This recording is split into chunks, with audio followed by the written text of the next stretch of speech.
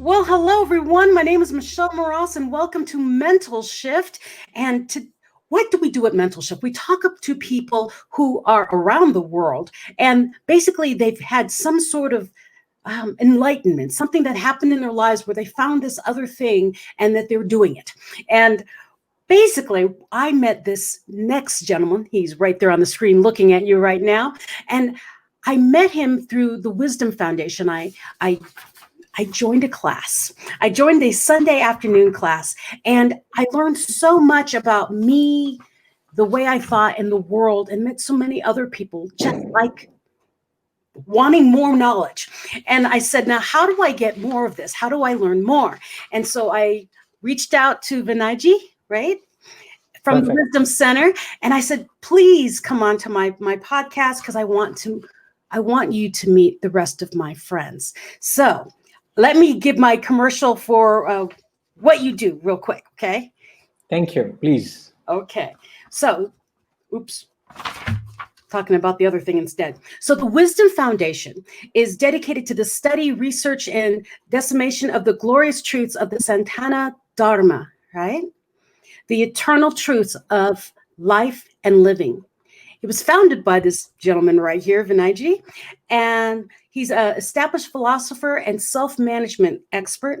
The Wisdom Foundation is committed to spreading the knowledge to the maximum number through public lectures, study classes, workshops, corporate seminars, youth interactions, and wisdom retreats. And that is how I ran across him, is through one of his Sunday courses.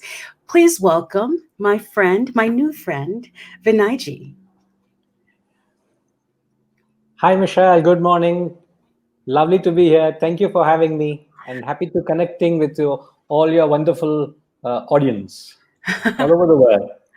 Yes. Well, the thing is I wanted them to meet you because I've been peppering some of the things I talk about in my podcast and my other broadcasts about things that I've heard on your Sunday courses.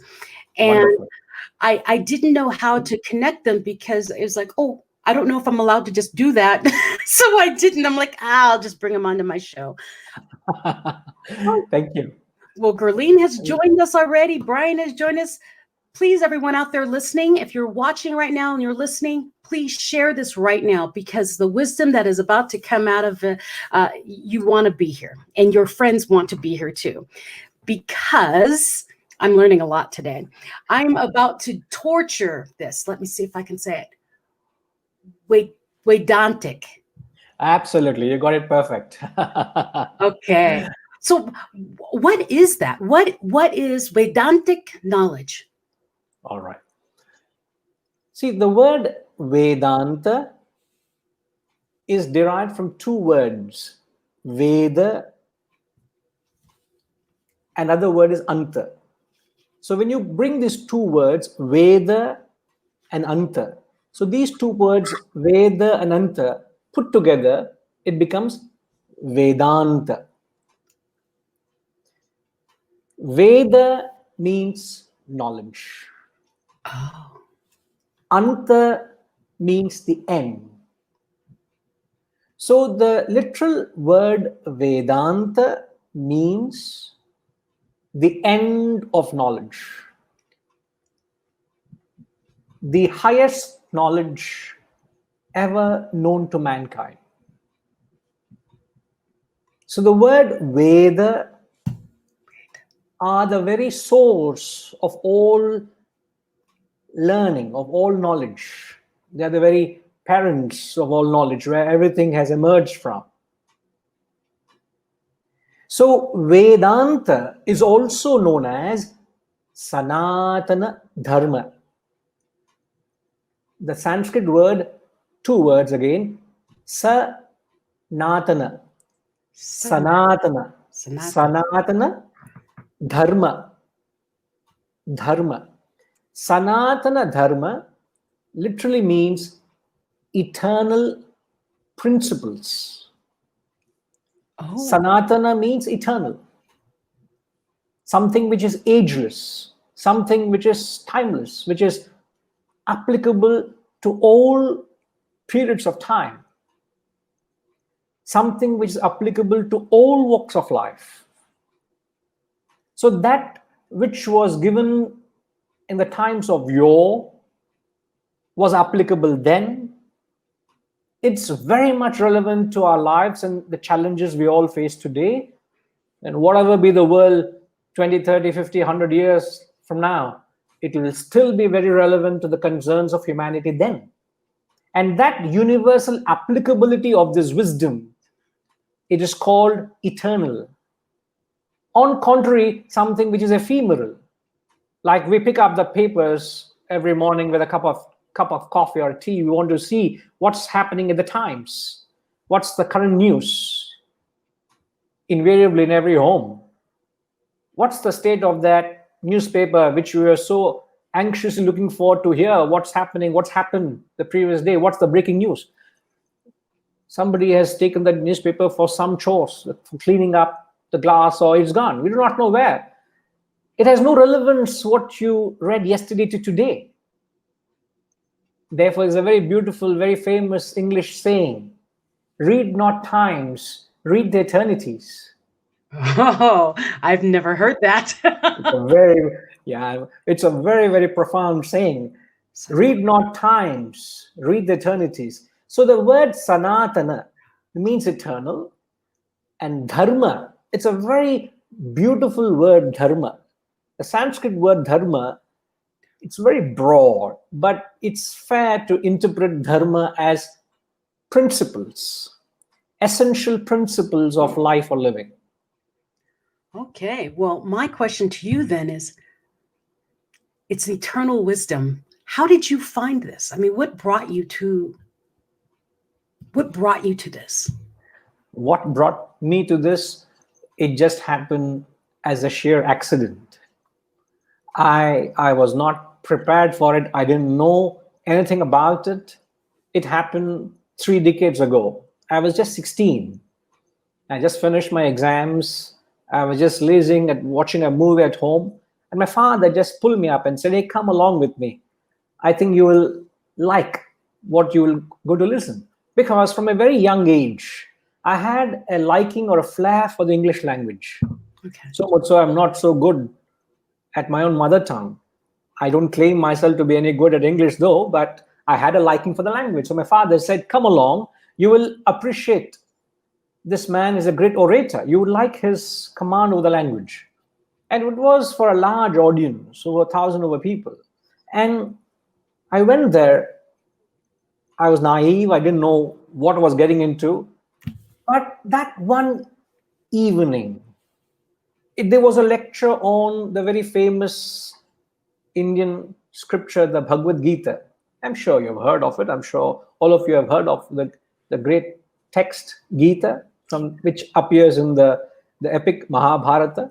Mm-hmm. So it was a lecture, it's a philosophical discourse.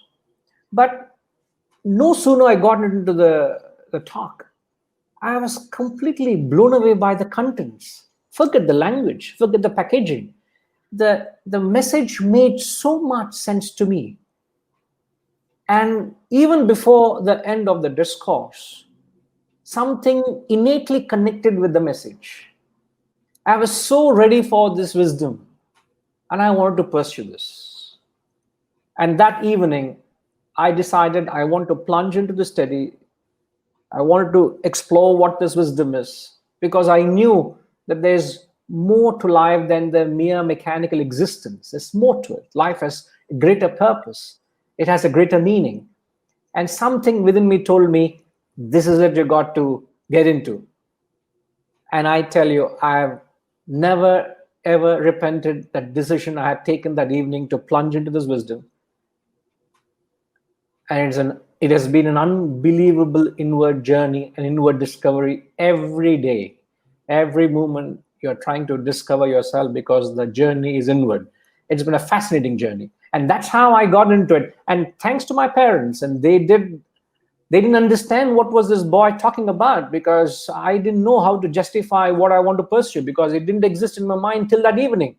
And no sooner I came back home, I said, I want to pursue this. I want to explore this. And all they said is, go ahead. If you think that's what your passion is, go ahead and pursue it. I'm so grateful to them and thankful to them. And this is where I am. I'm trying to share what that great wisdom which has been laid down by the galaxy of thinkers of yore. And the only thing I would say is, why should we be interested in what they said then? Because that knowledge or that wisdom is knowledge of life and living. In short, if you were to put it in a more palatable way, this Sanatana Dharma or these eternal principles are nothing but laws that govern our lives. They're just laws. They're not all laws. They're not opinions of people. They're not views, but they are laws. Just like science is a subject which talks of all the laws which govern the world. Isn't it? We have physical laws, we have chemical laws, we have biological laws, we have the gravitational law, we have got the physiological laws, etc., etc., etc. All these laws, a book of science you pick up, these all laws, people with an intellect examine, they verified, proved it, and they have established their scientific studies as laws pertaining to that particular subject. So science is a branch of knowledge which deals with the laws which govern the world. Yes. Vedanta, or this wisdom, is also innumerable laws which govern a human life. So it's safe to say wisdom is organized life, just as science is organized knowledge. I like it. I love it. Well, and if only, I guess I can't say that, you found this so young and dedicated your life to basically constant improvement. Absolutely. Absolutely. And to start the Wisdom Foundation, it's a great place for people who are looking to find themselves and to find who they really are, to come and learn from you, with you. Yeah. Right. I want to put this scrolling on the bottom while we're talking, because as you talk, I don't want to interrupt you because I find you absolutely fascinating. I'm a deep thinker, and this is what you do: is you sit and you talk, and we talk together in those in the forums on Sunday. I know you have other ones, but definitely on Sunday we talk and you ask us direct questions and say, why do you think that? Why do you believe that? But where's that from? And it forces us to think inside, and we can't even look at everyone else. We look at everyone else and everyone else is like, I'm next, I know, so you go ahead and answer. It's so much fun. Yeah. To explore the mind and where we are in the universe. So here, for those of you who are just checking in, thank you so much for everyone who's watching, and go to the wisdomfoundation.co.in. And if you have questions, you can go to info at the same thing. I'll keep it scrolling. But Vinay Ji, I always call him Guruji, and I'm going to continue to call you Guruji because it's much easier for me. Perfect. He's got courses throughout the week. He's got a Sunday course, a Wednesday night course, another Sunday. Yeah, Sunday, Wednesday, and Friday. And the Sunday one is the one I love to go on to. But we'll go into that later because I want to learn more. I want to share more about where you are, who you are, and basically the knowledge you share. I'm going to put the other question up so people can follow along. Because right now the world is going through so much. Yep. And what I wanted to ask you is, when the world is giving us and posing so many problems, I mean, how do we change that so that I can function better? And so here, let me put that up.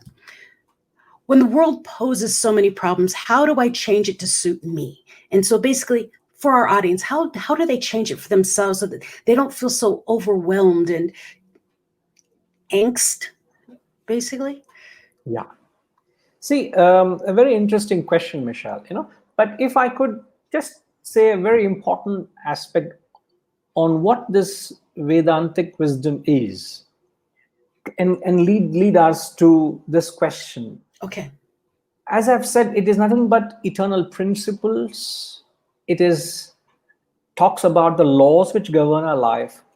In fact, in a layman's term, it is nothing but a manual to life. Life cannot go on without unfolding and discovering what this manual is. Just like everything we pick up in the world today comes with a manual, isn't it? Almost. Yes, almost. But most of it, I suppose. And then if you've got a hang of it, you don't need the manual. But like other day, we picked up a coffee table from IKEA. And I was trying to fix it. And it comes with 2 sets of screws with an Allen key. And then it has 2 different types of screws. And it has this and that. And I had to go step by step, just to ensure I put the right screw and I put the right place. And in spite of having a manual, and I'm fairly good at it, it took a while. Even a simple thing like other day, we were trying to set up a new printer. Now, how the hell do I set up this Wi-Fi printing? How do I set it up? I had to go through a manual. So everything in life comes with a manual. Now, even life and living has to have a manual. And when we have not understood that living also needs a manual, and living also is an art, you must learn how to live, just like any other art. Whether it be painting, whether it be it sport, whether it be it carpentry, whatever it be, you need to learn it, isn't it? It doesn't come naturally. Now, one of the biggest mistakes, I would say, from the point of view of the scriptures, from this men of wisdom, but the biggest mistake we all have made, making, is we don't realize that living needs a manual. And the price we are paying is because we have not heeded to their wisdom. Now, how does this wisdom help us with our life? In fact, life, in very simple terms, in a Sanskrit term which describes life as Anubhava Dhara. I'm just compelled to use the Sanskrit words because then they have a very great origin. It's not my imagination. The very origin of how we would define life. Originally, life is defined as Anubhava Dhara. Anubhavam means an experience. Dhara means a stream, a flow. In simple terms, a continuous flow of experiences is your life, is my life, is for that matter anybody's life, isn't it? Yes. Now, an experience constitutes 2 essential ingredients. One is the individual, another is the world. And it is this interaction between the individual and the world that brings about an experience. And a flow of such experiences is life. Now, just for a moment, am I making sense, Michelle? Oh, yeah, perfect. I just have a thought in my head I want to ask you. Okay, maybe you want to take a note of it. So if you look at the world, in the equation of life is individual and the world and the interaction that brings about an experience. Now the world, if you take care of the world, if you look at it, the world has gone through a world of transformation. Yes. It has gone through phenomenal change, the kind of advancement, every field, whether it be it science, whether it be technology, whether it be it medicine, whether it be it conveniences, we are pampering ourselves with press button comforts, aren't we? What was the world 50, 100 years ago vis-a-vis what the world is? I don't think people from the past can recognize the world we're living in. Asphalted highways, beautiful mowed lawns, lovely villas, luxurious cars. You can jet speed the world. You can conquer. You can do unimaginable things. We're talking across oceans. Absolutely, absolutely. Isn't it? Isn't it a wonderment that the world has become such a beautiful place for us to live in? World is being bettered. Everything out there is being enhanced to make our lives more peaceful and happy and contented. But alarmingly so, the reality is quite the contrary. It's not an observation, but it comes with a lot of understanding and backing and a lot of research. And the observation is that as the standard of living is increasing, the standard of life is deteriorating. There is a great imbalance between the quality of living and the quality of life, isn't it? Well, quality of life, and then it's almost like the standard of living goes up, but the problems are also going up. Absolutely. You would think with with advancement there would be less problems, but no, it follows. So there is something is amiss. Yeah.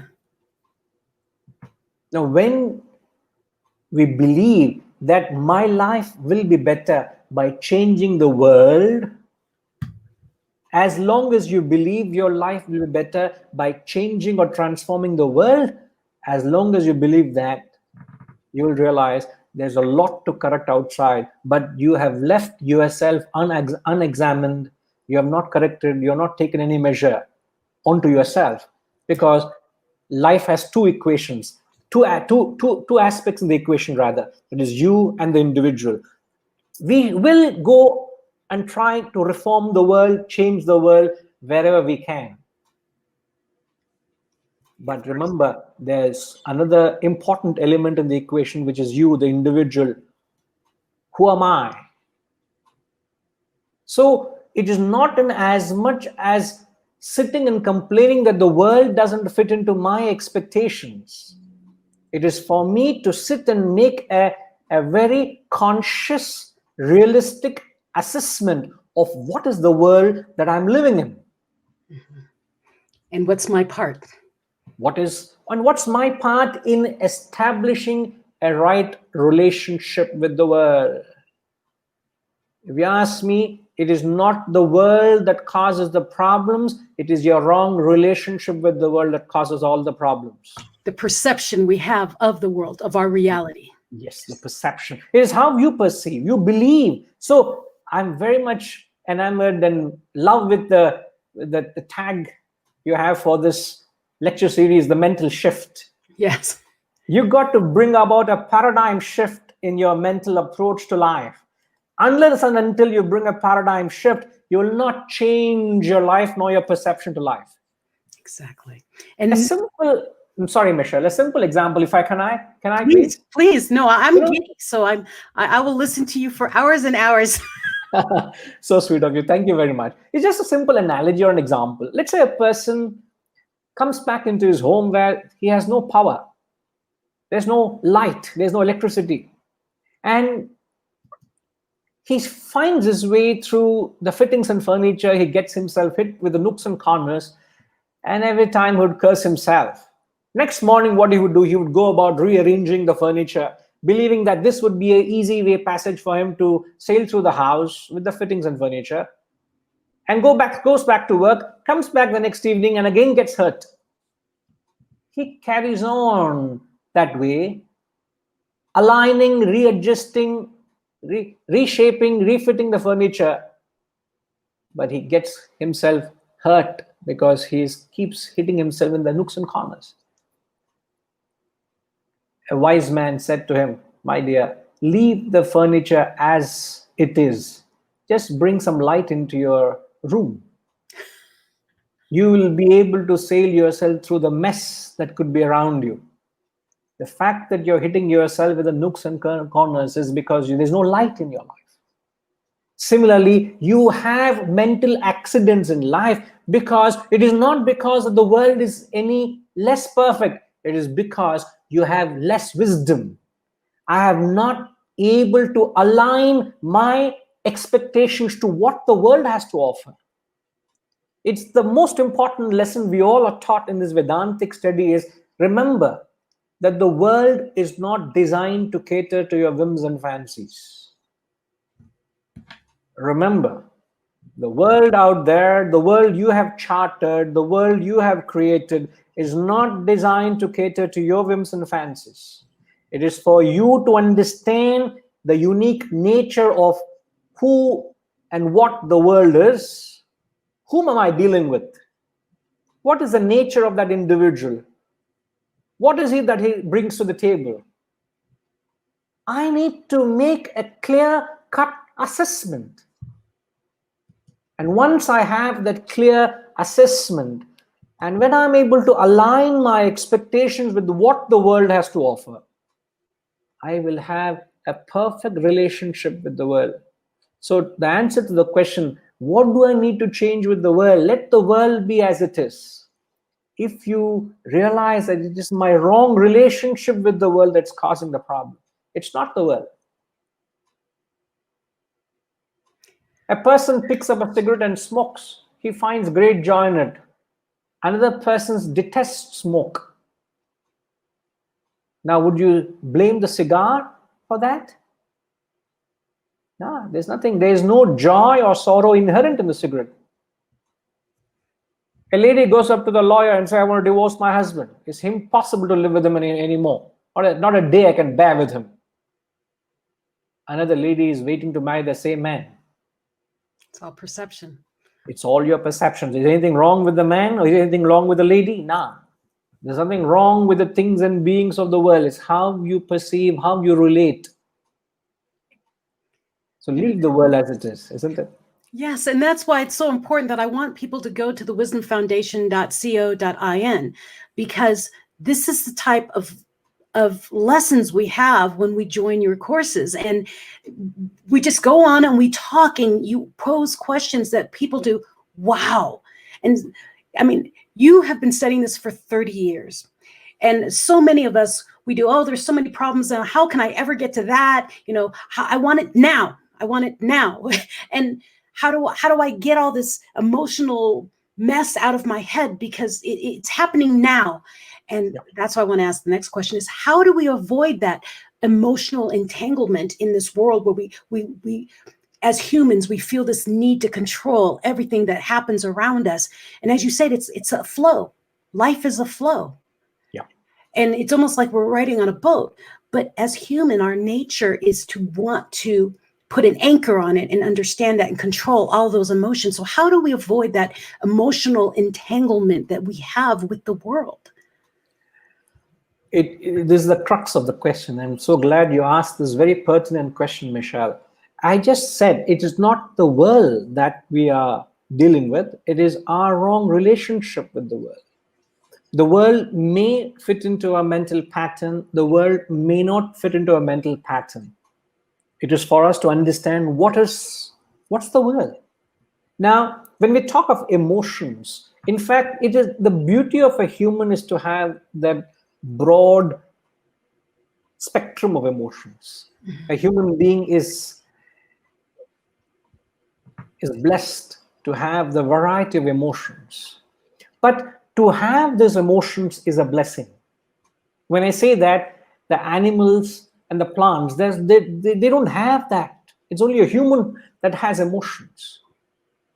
But also, it is not human to be a victim of your emotions. Mm-hmm. So to have an emotion is a virtue. But to get entangled, get emotionally affected by your emotions is a curse. We have a question for you before we get too far out of this, okay? It's Please, related to the other question, but he writes, if the world doesn't cater, how does magnetism come into play? And he's referencing The Secret, the book. Could you clarify the question a little further? If the world doesn't cater to us, so the world isn't designed to cater to our whims and fancies, how does magnetism come into play? Oh, because in The Secret, I think they talked, the author talks about positive brings positive, negative brings negative. So if the world isn't catering to us, if we are projecting out positive, more positive, if we're projecting out negative, more negative, I think that's what the question is. Okay. See, a very interesting question, Brian. See, a human being has an individual existence and the world has an individual characteristics of its own. We got to understand that. In the Shastras, in the Gita, or in the scriptures, they say everything, every being has what is known as its nature. It has its nature. Like you understand the nature of a carnivore vis-a-vis the nature of a herbivore. Mm-hmm. The nature of a fox is to be cunning. The nature of a cow is to be meek and mild. It doesn't matter what my perception of a carnivore is, what my perception of a cow is. A cow is meek and mild. It's a matter of fact. That's what its nature. A fox is cunning by nature. It's not what my perception is. But here we're talking about the right relationship with the world. So when you understand every individual is functioning according to their own personality, their own, what is known as, a Sanskrit word for that is known as vasanas. Vasanas, the Sanskrit root for the word vasanas is vas, the first three alphabets, V, A, S. The word vas means fragrance. So every individual has a certain fragrance, has a certain persona, has a certain personality. That is his unique nature. So it is for us to understand and make the right measurements as to what that person or what that situation is, and make the right contact. Now, but when your perception to the world is positive, whatever the world throws at you, you're able to take it in your stride. You're able to accept it gracefully. You're not affected. You don't, if somebody criticizes you, if somebody is talking loose about you, if somebody is gossiping about you, you understand that is their nature. Because he has got vasanas to gossip, they are gossip mongers. That's their nature. But when you have a positive perception, we're talking about the magnetism here. When you have a positive perception to that, their actions, how would you perceive it? You understand it is their nature. You understand they're helplessly functioning according to their vasanas. You are not affected by it. In fact, you have a very magnanimous attitude and you forgive their childishness. What are we talking? The famous words of the great Christ. When Christ was being crucified on the cross, what were his words? He said, Father, forgive them. They know not what they do. How can a man who being on the cross say that? Because of his magnanimity, because of his wisdom. He understands. What else can you expect from a childish mind? They didn't understand the greatness of his teachings or his wisdom. So if you understand that, you will be able to forgive. You will not have any animosity in your heart. You are pure because your life is nurtured, your life is crafted, your life is built around your perception. So you have a positive approach to whatever the world throws at you. Like a sportsman, he gives his best shot, but he has lost the game. He'll go across to the opponent and say, congratulations, you played a better game today. I'm happy to lose to a better sportsman today, a better game. You don't have any, you feel sad that you lost the tournament, you're out of the tournament, but you'll feel happy that you won, you lost against a person who played a better game. You go and congratulate. You don't have any animosity to the other person, isn't it? Why should there be an otherness? Why should there be a hatred? So let us go about spreading this love. So as I said, your mind has got beautiful emotions, but mind has got negative and positive. A host of them.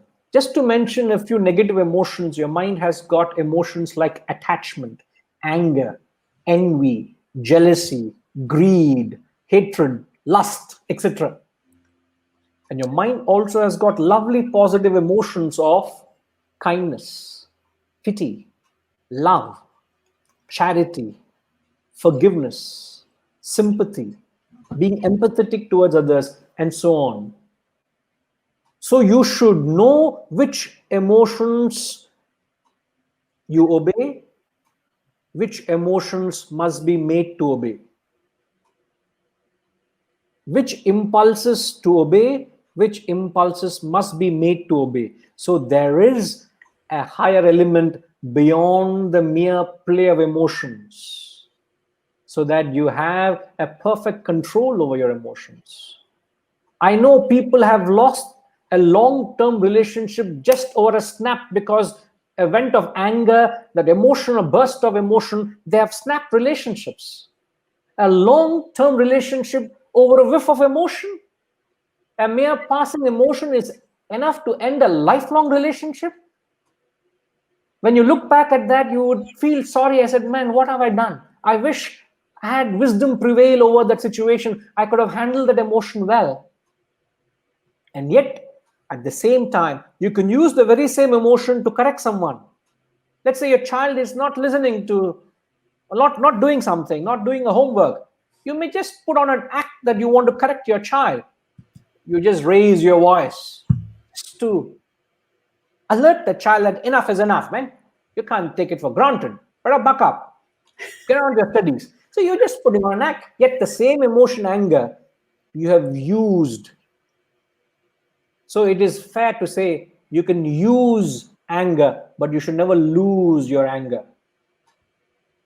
Control. So emotional entanglement is when you have lost control over your emotions. And this is the price humanity is paying for not being able to harness their own mind, harness their own emotions. Well, you mentioned something, and I want to ask you this question. Please.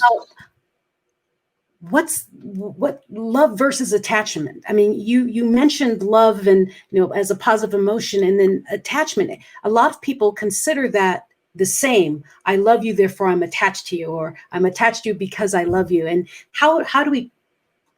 What is that? The relationship on that? Michelle, I must give a lot of credit to the way you are taking the whole discussion forward. The way you're positioning the questions is very apt. Hopefully, I'll do justice to these two beautiful terms, often misunderstood. Yeah. So the question is, what is love versus attachment? Now, I think we got to put aside our perception to what these terms convey, and just be very receptive to what is coming your way. I would request all of you to just be receptive so you understand what's the concept, all right? Because you may be using these terms in a different context, in whichever way you want. But to highlight the difference, there's a very conscious way these terms are coined. Now, love is nothing but, it's a pure emotion. An emotion which is uncontaminated. It is pure.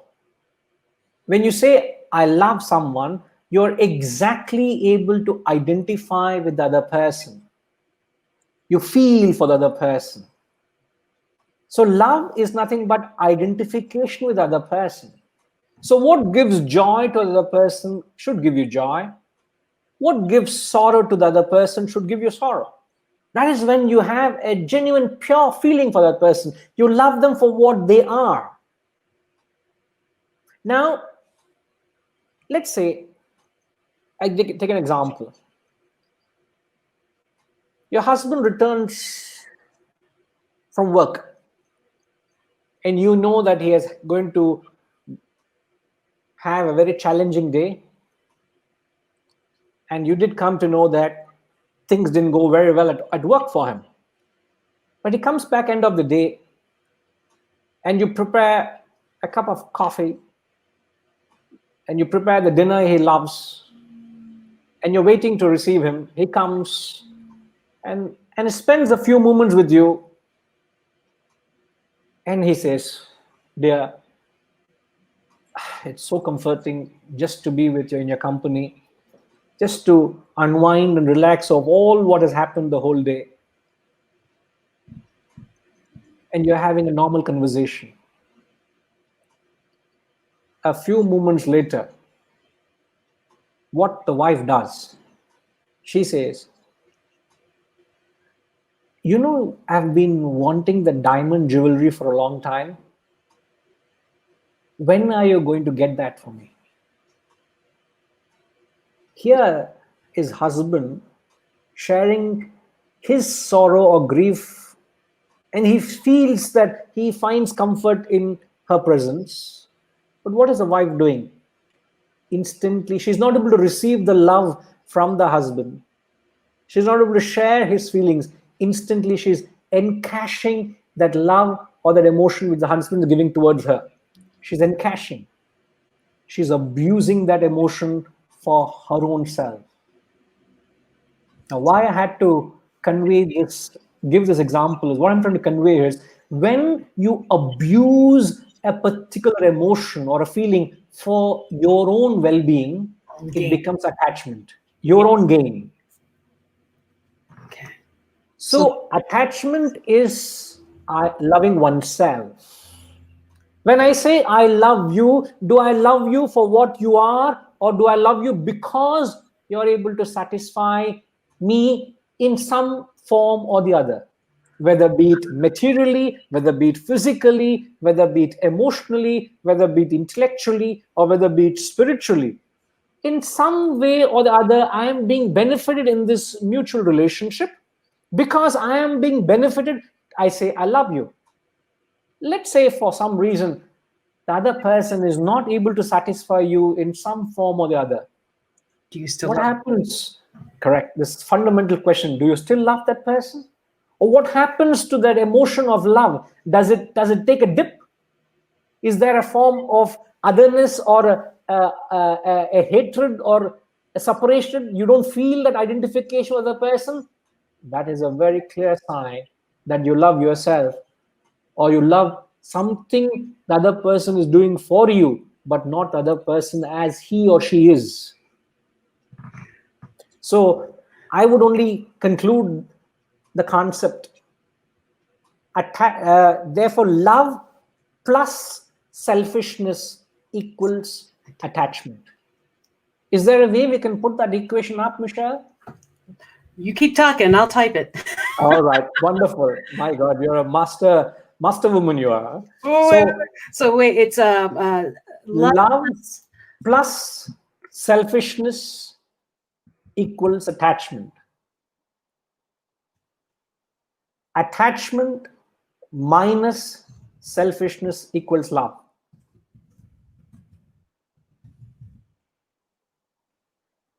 and spell attachment.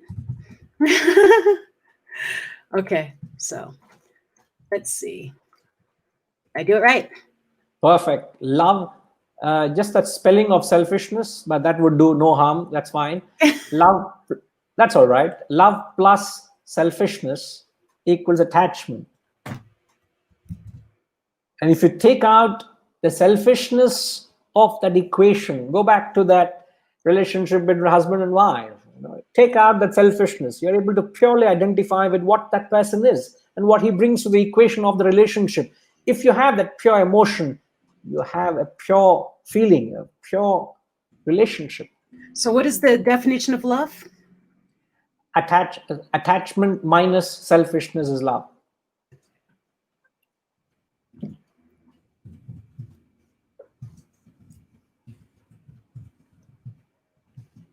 So when our emotions are adulterated with our own selfishness, it becomes attachment. And whenever there is a selfish relationship in any attachment, relationship doesn't last. Because it is impossible to constantly keep satisfying the other partner. Just because I love you doesn't mean I have to agree to everything, isn't it? Correct. So when there is a disagreement in any relationship, are you able to feel and think and understand from other person's perspective? When you're not able to accommodate and understand the other person for what he brings into the equation, there's a rupture in the relationship. Love it. I love it. Great. And I really wanted you to answer that question so badly, because I've seen so much of that. They time together. Attachment is love, love is attachment. And it's a very difficult way to explain it. And so by you giving that equation, the math person in me loves it. Love plus selfishness equals attachment, but attachment minus selfishness equals love. So if you're looking at someone, you say, I love them because of this and this and this, and it's all outside of who they are, That is not love, right? That is an attachment. And so don't make a long-term relationship on something like that. I talk to a lot of young people, and I do. Yeah.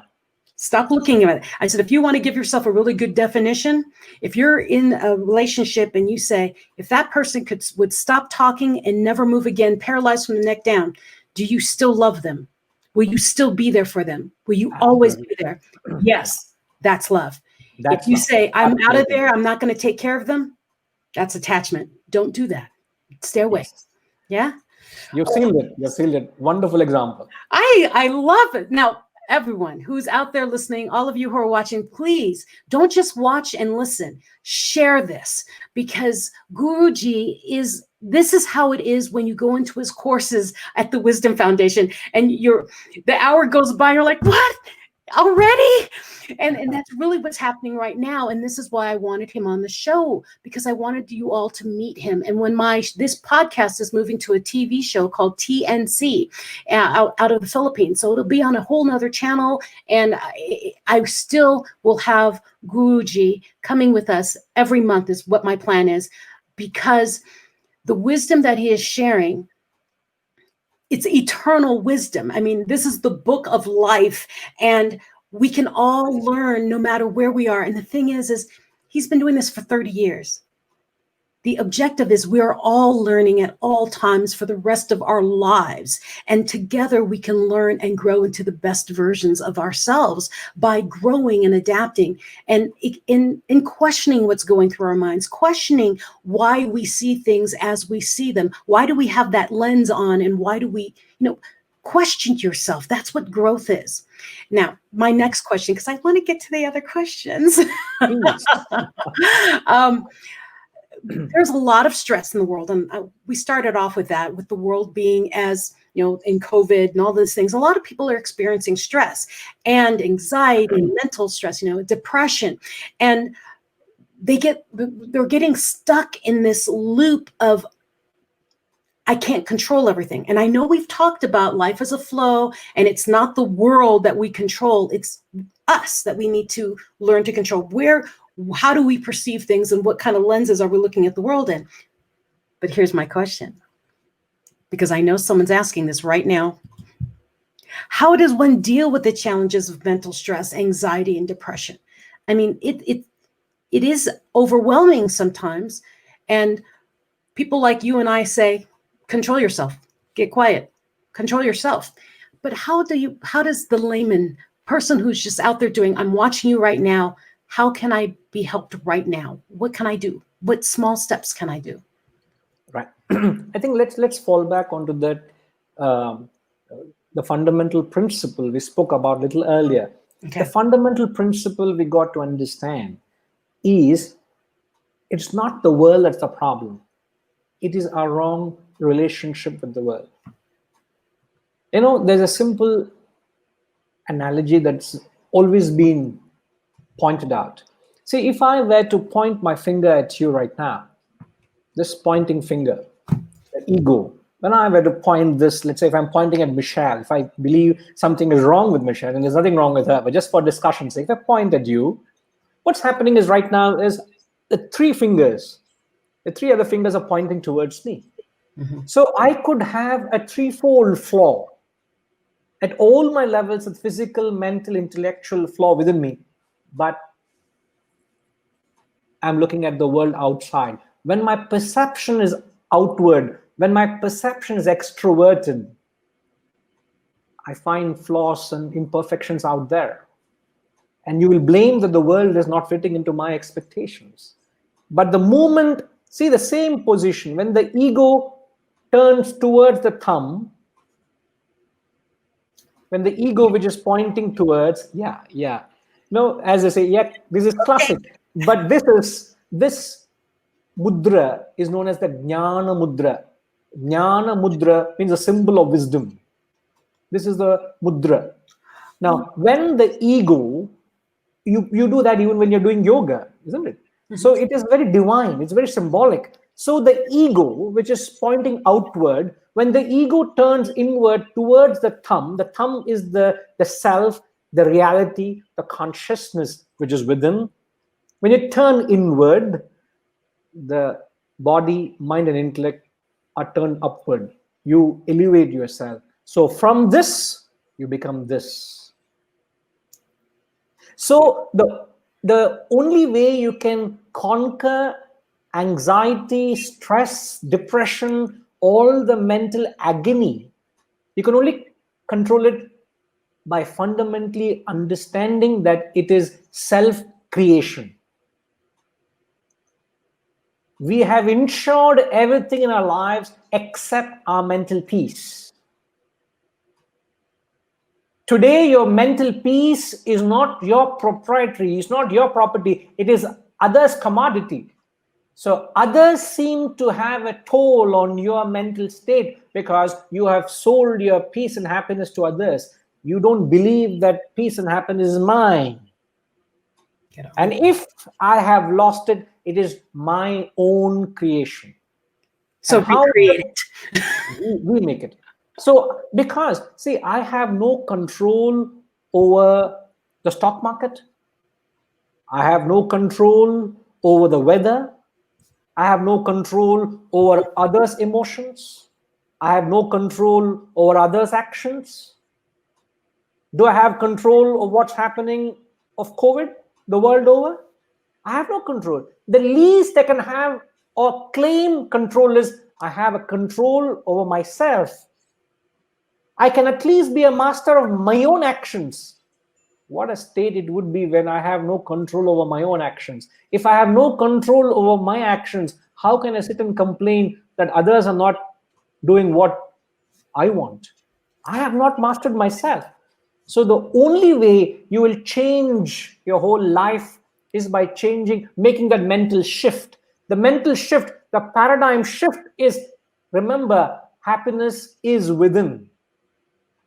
So also hell and heaven are states of my own mind. It is my own creation. Discount the world out of it. Take the world out of the equation and look at the world with a different perception. The moment you change your outlook, your relationship with the world changes. You're able to make a proper assessment. In fact, I say to answer this question, how does one deal with challenges? It's all, I said, self-created. It boils down to this simple principle of making a proper and a healthy assessment of the world you live in. Just take a fresh stock of what the world is. What is the world presenting? Make proper assessments. You must understand there's a difference between assessment and expectation. Put aside your expectation. Take a stock of what is coming your way. Assessment. Well, and when you assess, you have a perfect relationship. You led straight into my next question. So if you're living without expectation, I mean, does that mean you're living without an objective? Not at all. Not at all. How did you come up with these questions, Michelle? I must say that. Wonderful. So that we're not saying you should not have expectations. Okay. What we are saying is you must not have unreasonable expectations. Or controlling expectations. You must be rational. You must be realistic in your expectations. When your expectations are unrealistic, you land up in disappointments. And when you're disappointed, you're agitated. When you're agitated, you have lost your peace and happiness. I come again. When you have wrong assessment, you would have wrong expectations or unreasonable expectations. I repeat, when you have wrong assessment, you have wrong expectation or unreasonable expectation. And when those expectations are not met or satisfied, you would land up in disappointments. And that disappointment is you complain and grumble. As their saying goes, all grumbling tantamount to, why is a lily not an oak? A lily is a lily, an oak is an oak. And what are you complaining, man? You got to accept it. So it's not that you don't have an objective. In fact, your objective becomes very clear. You have a very clear purpose with life. You know how to steer yourself through the multifold challenges of what life presents to you, because you're clearly able to assess, you're able to relate with people clearly, and you don't have mental accidents. No mental accidents. And it all boils down to making clear assessments within.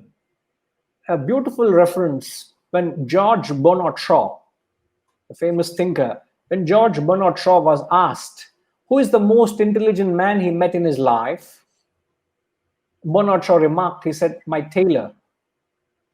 My tailor is the most intelligent person I ever met in his life. When he was asked why, he remarked, he said, he's the only one who takes fresh measurements whenever I go to him. So just take fresh measurements with life. You'll have no surprises. You'll not be alarmed. You'll make a proper assessment. You'll make a right relationship. So we're not saying not to have an expectation. We're only saying be realistic and reasonable in your expectations. You'll not be surprised. And keep in mind was that Vinasana? Vasanas, Vinasana. correct. Yeah. Vasana. It's in the Vasana.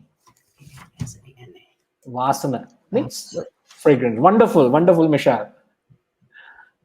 No, that's just it's so important to keep that in mind, because I know I've heard people, and you watch them on social media, and people are like, why are they doing that? Why? And it's like, it's in their nature. That's them. Be prepared. Just know what's going to happen. Or Absolutely. living without expectation. No, expect. Just don't control the expectation.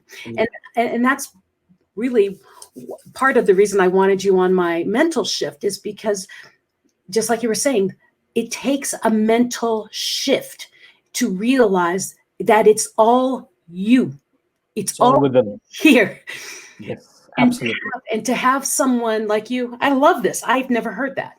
I did not know why we did that. I find it very calming when I'm meditating. Oh, yes, So very true. Yeah, but I didn't know the meaning behind it. So that is beautiful. Now, one more question. And I promise because we're coming up to our whole hour already. Oh, wow. Okay. How can we be happy and relaxed and active and successful at the same time? Because, well, can you answer that without me giving a lot of explanation? Yeah. I hope I have a few minutes to give an insight, because this is the crux, is the quintessence. Every human has got two primary objectives, which is acquisition and enjoyment. I wouldn't go into the detail of it. Everybody wants to acquire, and everybody, having acquired, they want to enjoy. So there's a desire to be productive. There's a desire to be industrious. At the same time, there is a genuine desire to find peace, happiness, and contentment within. So humanity perennially has been striving to fulfill these two primary objectives of life, which is acquisition and enjoyment. You want to prosper, you want to advance, you want to grow materially. Also, you want to find yourself peaceful, contented, and happy at the same time. Now, when you look at life, you find the three categories of people.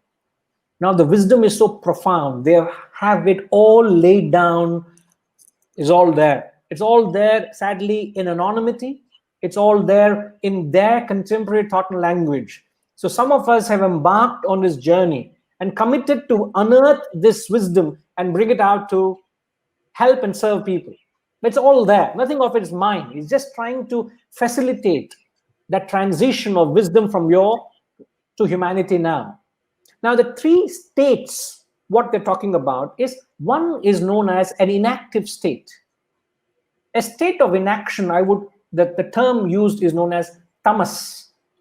Tamas. These are all the Sanskrit words. I'm translating it as being inactive. So tamas is a mental state where you're inactive, you're lethargic, you're indolent, your actions are reckless, heedless, you procrastinate things, an attitude of inaction.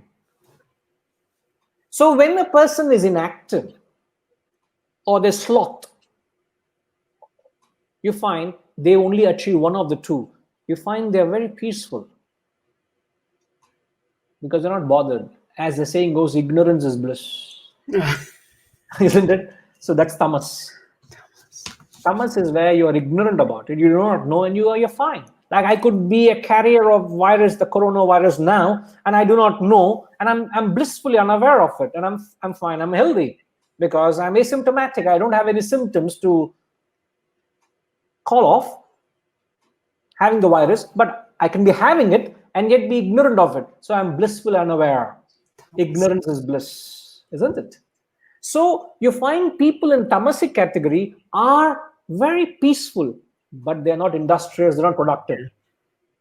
You find nations are not just individuals, nations are. You find certain nations are very peaceful, but they're not productive. For example, Bhutan. Bhutan is said to be the happiest nation on earth. And when you go to that beautiful country, heaven on earth, you'll find they're not as technologically advanced as any superpower or any modern society. Their facilities may not be up to the mark. They don't have beautiful facilities, but they are the happiest nation on earth, Bhutan. That's tamas. So you can find an individual falls into the category. You find a nation at large, a society at large falls into the bracket. And then the second class of people are known as rajas. R-A-J-A-S. Rajas. Rajas is a state where you're hyperactive. You're full of energy. You're running with enthusiasm and excitement. There is anxiety. Your actions are desire-ridden. You're disappointed. You're dejected. You go through mental depressions. You have mental accidents. But they're very, very active people. So you find the second bracket of people are very active, dynamic. They're running around. They're industrious. So you find they're productive. They're prosperous. They have a lot of wealth. They have advanced materially. But because of their inability to handle their lives and the mental accidents, they have lost their peace and composure within. So they found productivity. They've acquired the world, but they don't have an appetite to enjoy life. They have lost their peace and happiness. Take, for example, a developed country like Japan, technologically developed, a small pocket land. What technology they have, what advancement they have. They have such efficiency. Today, if I pick up anything made in Japan, I know it is for quality, isn't it? Any Japanese product, they have a certain quality. It's a reputation they've built. But yet, Japan has the highest suicide rates in the world. They are workaholics. They're able to advance, they're able to produce so much of materiality, quality, but the quality of life dips where there is no peace and happiness. That's rajas. Sattva, S-A-T-V-A, sattva is the highest mental state where you're productive, you're active, you're industrious, you're at the same time, you're peaceful and equanimous. How do you spell that again? S-A-T-V-A, sattva. So it's tamas, rajas, and sattva. Sattva is a state where you're able to bring about actions with great precision, efficiency. At the same time, you're mentally balanced, equanimous. And I just take a couple of examples to illustrate what it is. You find bullet train. A bullet train travels at an average speed of 450 kilometers an hour. And yet, when you are traveling in that bullet train at that mind-boggling speed, you don't even experience a ripple in the teacup. That's efficiency. It's not that you're having a roller coaster ride at that speed. You're having a beautiful, you see everything, you're zipping past you, but you are having a beautiful ride. You're enjoying the ride. So there is dynamism and yet that equanimity. A second example is perhaps We all have experienced traveling in an aircraft. An aircraft, when it's flying in its cruising altitude of 40,000 feet, it travels at more than 500 miles an hour, or approx there, and you having a sound sleep. How is it possible? It's not that you're being, you're rolling all over. No, you're safe and sound. In fact, you unfasten your seatbelts. In fact, you're having a flat bed up in the sky at freezing temperatures. You're just enjoying a sound sleep. So you have technology where you have conveying, I'm trying to convey the spirit of where you have efficiency, at the same time you have peace of mind. So people are falling from tamas to rajas, rajas to sattva. People hardly have come to the state of sattva. Tamas to rajas, rajas to sattva, rajas to tamas. So they're just flipping from tamas to rajas. But nobody ever rises to the level of sattva where they understand the beauty and grandeur of action. And the only way you can get into the beauty and grandeur of action, the only way you'll command that mental peace is by conquering your own mind, by conquering your own impulses, by conquering your own selfish demands, by working, envisioning a larger cause. You work for a cause which is known as yajna. Michelle, just that last word, if you can capture yajna, Y-A-J-N-A.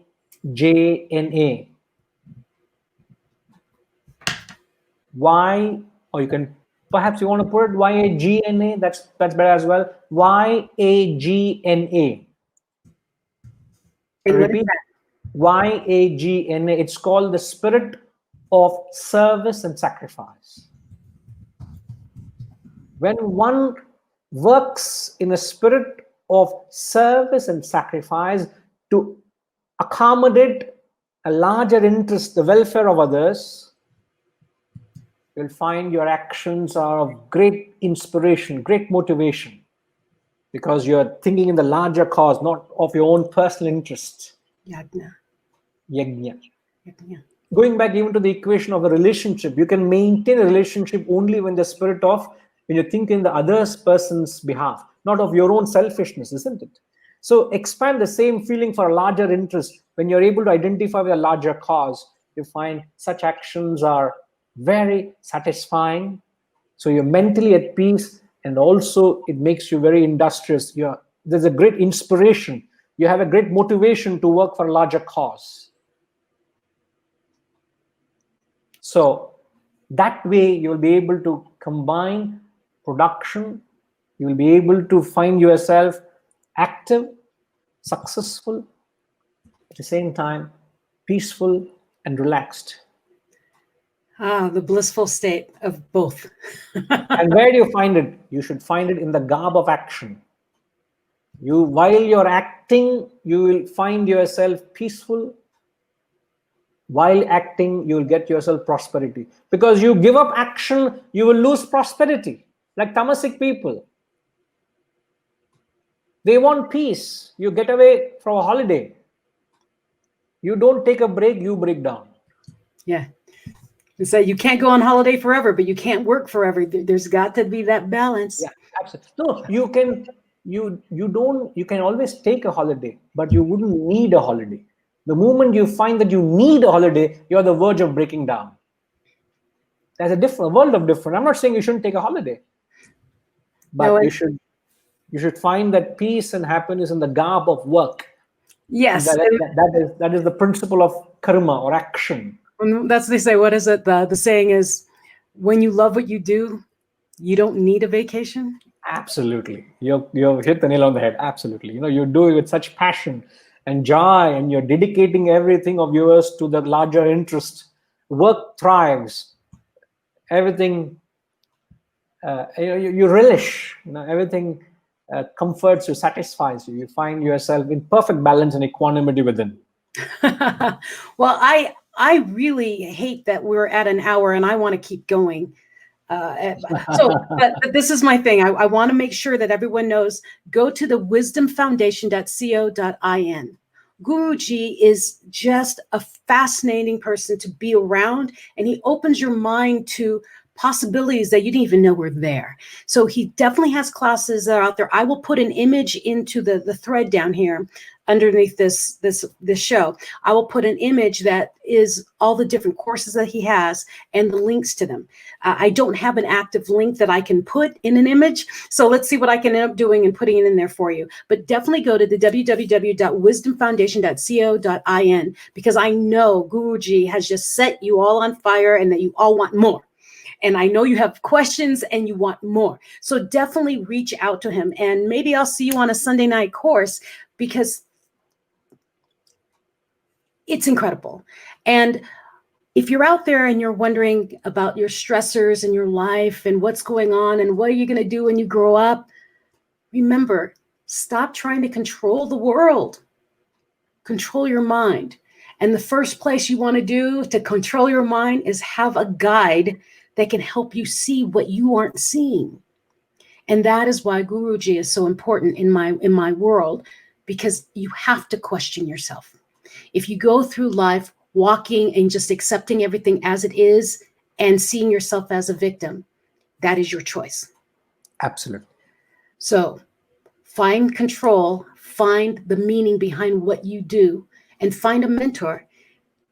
Because I have. Find a mentor. And wonderful. Definitely look up the classes. He has Sunday night classes, the Wednesday, Sunday, and then Friday again. So go to I promise I'll put an image in. And if you have more questions, go to info@wisdomfoundation.co.in and reach out, because you will see more of Guruji. Trust me, he will be with me more, because the world needs more of this wisdom coming out, of this ancient wisdom that we've forgotten. And for those of you in the United States, we didn't even know it existed, really, did we? So thank you so much, Guruji, for being with us. And I hope that every month you can join me, and especially when this moves to the TV show on TNC, that you join me once a month and we spread the wisdom of the ancient knowledge. And I was that Sanatana Dharma. Oh, you got it. Yes, Sanatana Dharma. Absolutely. Wonderful.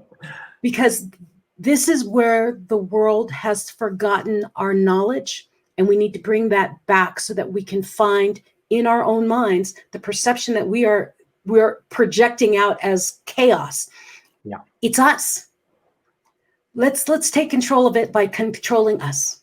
So please reach out to Guruji, and please make comments on the side, because he'll see them and he can answer them even after we go off the live. But thank you for all joining us. You've been with us for over an hour now, and we appreciate you so much. And Guruji, can you stay on a little bit longer after we go off the live? Absolutely, I can. I will. Okay. Really appreciate, and lovely connecting, Michelle. Thank you for having a wonderful conversation. Thank you very much. It was phenomenal, and I really don't want you to stop. We could have a 10-hour podcast, but I don't think the platforms will allow me. Now, I have one big question for you. Yeah. What is one bit of advice, one small bit of advice that everyone listening right now can take home and maybe absorb into until they connect with you?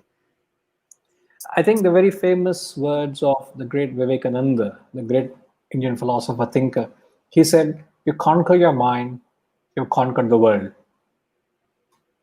So it's not out there, it's all within. Conquer your mind, you have conquered the world. Love it. So I would appeal to everyone to seek shelter, surrender to this wisdom, and it will pave way, it will enlighten you, it will pave way for brighter worlds. Thank you very much. Thank you so much. And everyone, thank you for joining us. And we'll see you the next time Guruji joins me on Mental Shift. Until then, have a wonderful day, everyone. Thank you. Bye-bye.